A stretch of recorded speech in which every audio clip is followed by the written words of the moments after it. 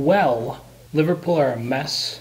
I don't know where to start. That was an all-time classic Champions League game at Anfield nonetheless, but it wasn't necessarily the best of nights for Liverpool. That goes without saying. Stating the obvious here. I'm just going to get into my thoughts on the game, the consequences of the game. The most immediate one is the fact that Liverpool's out of the Champions League now. It is a two-legged tie. No way that they beat them at the Bernabeu. Bernabeu, whatever. It's not happening. There was a glimmer of hope right at the beginning. 4 minutes in, Darwin Núñez hits a back heel goal past Courtois. Then Courtois makes a mistake. All of Anfield's jeering at him.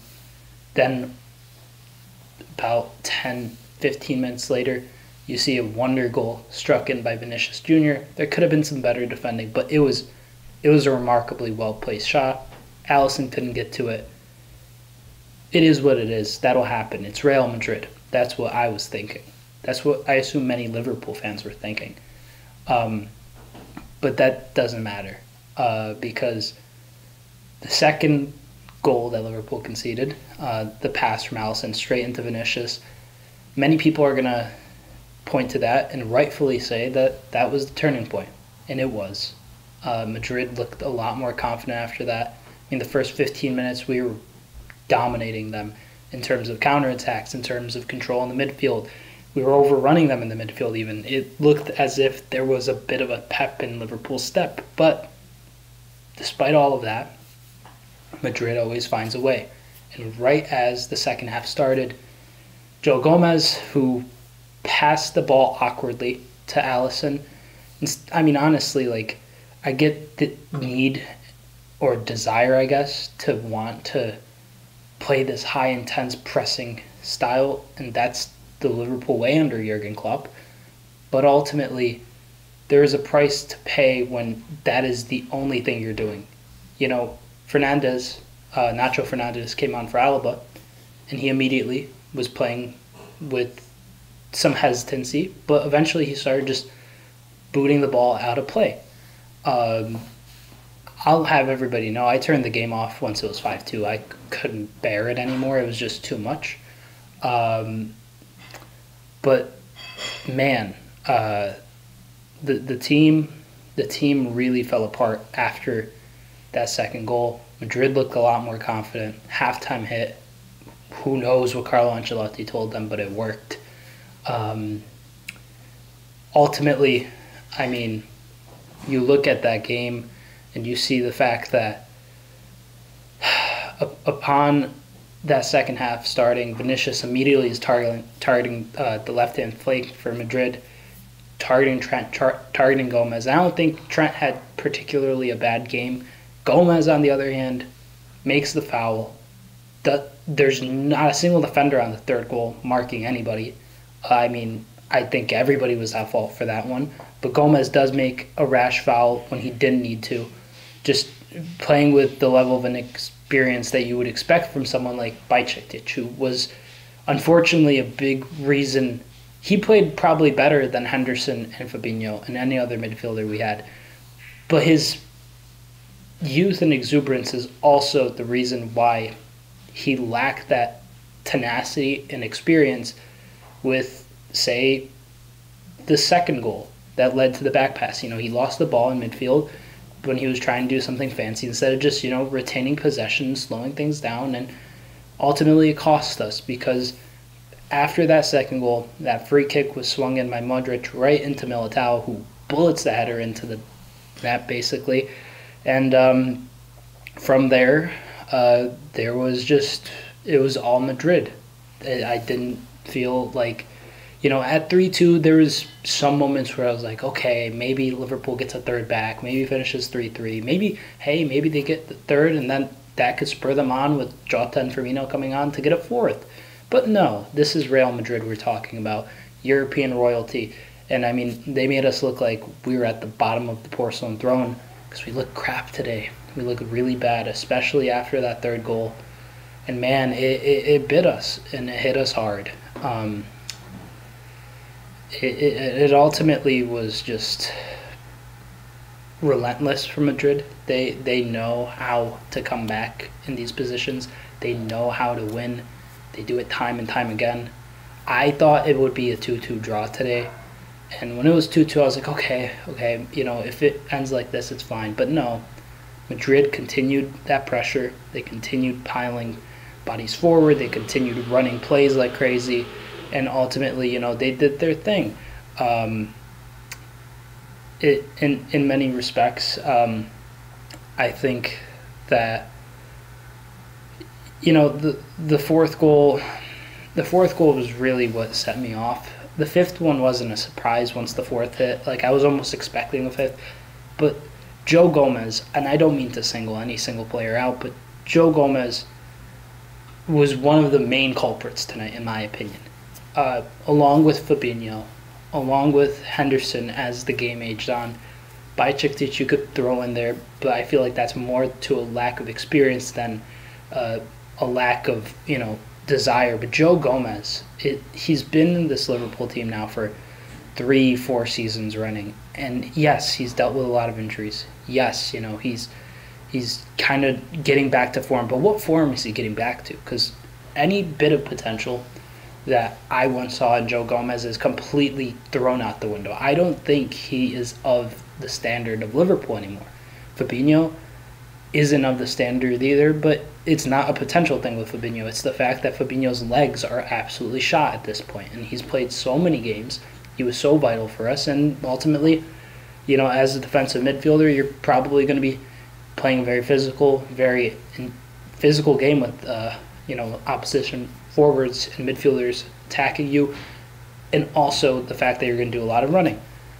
Fabinho and Henderson encapsulate the lack of desire from Liverpool as a club to move on from players who clearly aren't fit to play for the club anymore. And I love Jordan Henderson.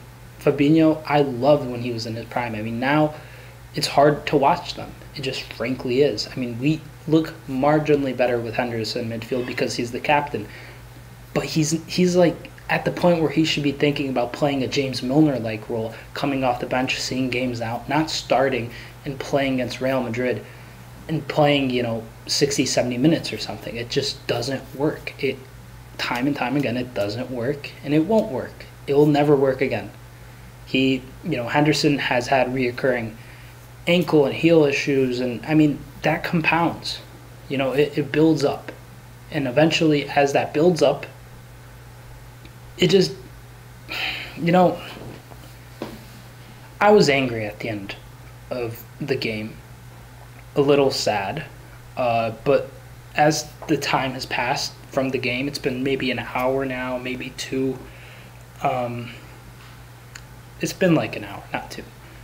I just feel empty, and this is simply a microcosm of Liverpool's horrible season.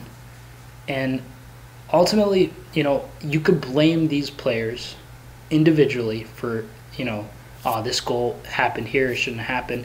That goal happened there, shouldn't happen because X, Y, or Z. It takes the deflection off of Gomez, or Fabinho doesn't put in a good tackle, or Henderson doesn't tackle Vinicius, he loses the ball after he wins it off him. But ultimately, I feel like the takeaway for Liverpool fans should be this. We're out of the Champions League. Deal with it. It's Madrid. They've won it the most times. Sure, Liverpool's won it the most times out of any English club, but Madrid has won it the most times, period. They're a phenomenal team, especially in the Champions League, even when they're not having the best of seasons, even when they're in a poor run of form. I predicted them to go through in my last Champions League predictions video. And I mean, at this point, they are all but through. And I didn't expect it to be in this way, but what Liverpool and Liverpool's fans need to kind of take away from this is the fact that ultimately this is there should be blame for the lack of recruitment, the lack of financial investment, the lack of desire from the board to invest at a time where Liverpool were at the top. And now we are seeing the compound effects of that. We're seeing, even after we beat Everton 2-0, even after we beat Newcastle 2-0, it doesn't matter because we aren't good enough. We just aren't. And it's not Henderson's fault. It's not Fabinho's fault. It's not even Joe Gomez's fault that this is happening. Sure, they're at fault for specific instances, but this is the complete and utter fault of a blindly loyal transfer policy which sought to keep Liverpool at as close to zero net spend as they possibly could. With the size of the club, that is unacceptable. Liverpool is one of the biggest, most supported clubs in the world. And this is honestly just a disgrace. Getting beat like that by Madrid, it can happen to a lot of people. And people will obviously underestimate Madrid. With City, the comeback that happened last year, the 4-3. That didn't, it happened. People clowned on City. And you know how I feel about City. I'm not a fan. I actually have a deep resentment towards City as a club. But this is Real Madrid. They are Champions League magic. They are kings of Europe, straight up. No other way to put it. And their experience, their drive, their tenacity, it gives them this aura.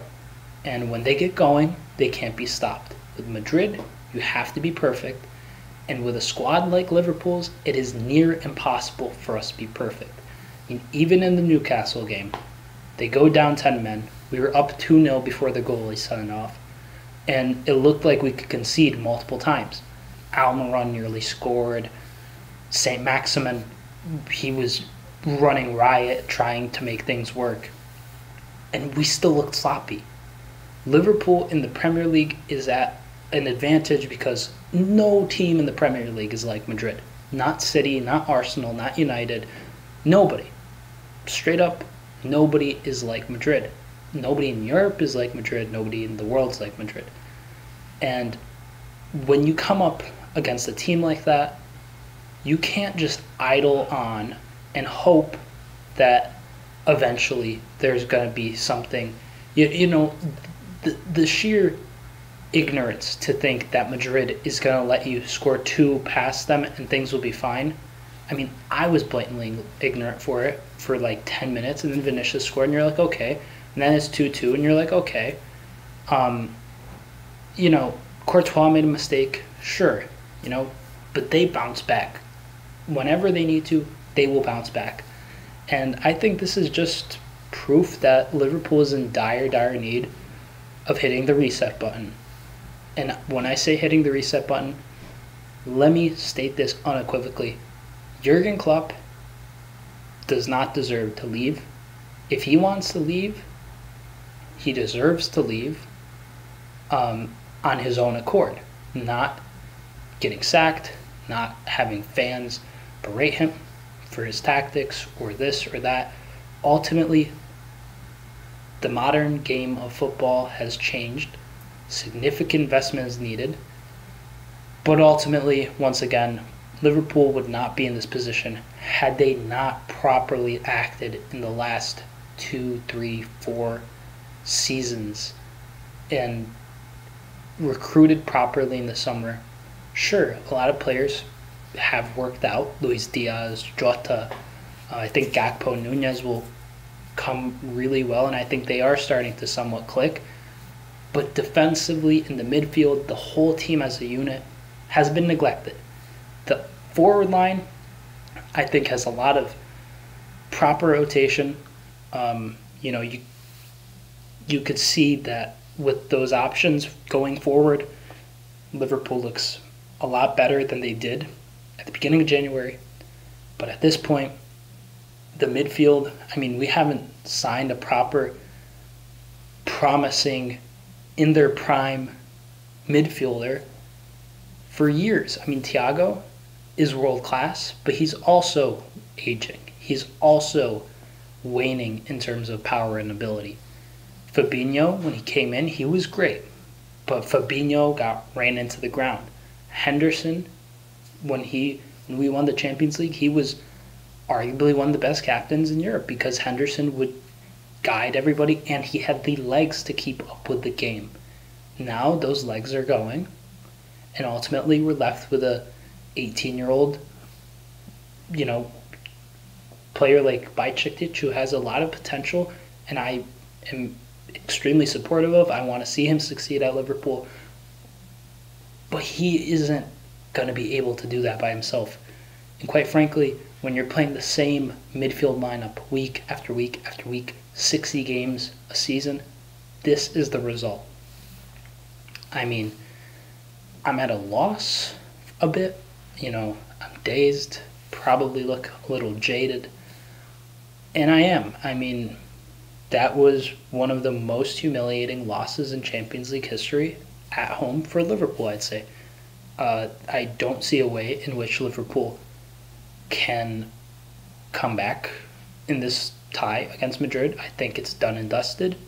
We got absolutely steamrolled, and quite frankly, I think that it might be a blessing in disguise at the very end of the day. Because now Liverpool's out of the League Cups. Winning the Prem has been gone since September, maybe October, I don't know. But that's been written off for a long while. And now the Champions League is done and dusted. There's no shot that Liverpool will win the Champions League this year. It just, even if by some miracle, somehow, some way, Liverpool stun Madrid at the Bernabeu, nothing will come of it because teams will figure Liverpool out because there's not that many rotation players. Players get injured a lot because there isn't enough players to rotate. The quality amongst the rotational pieces is not high enough. And ultimately, even if they get past Madrid, whoever they tie next will figure Liverpool out. And even if they get past them, whoever they tie then will figure them out. I don't even have a single percent of myself that believes Liverpool will go through. I'm confident, like everybody else is, it should be obvious, Madrid has won the tie as of the first leg. And I think that at this point, Liverpool can kind of take this and be like, you know what? This is the worst season we've had in a very long time. It's been an utter humiliation. And just kind of be like, you know what? Screw it. Now we have nothing but top four, and we have to go for top four. We can't win a cup. We can't do anything else. We need top four. We need to go for it. And from there, an aggressive and precise recruitment strategy is needed in the summer.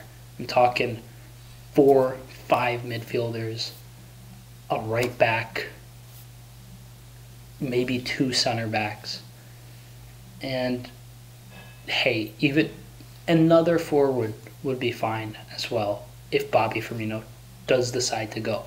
I would prefer we extend him, but ultimately that is just the harsh reality of Liverpool at the moment.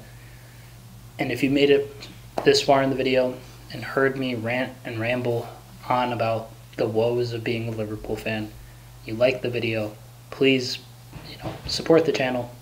Any bit of support helps.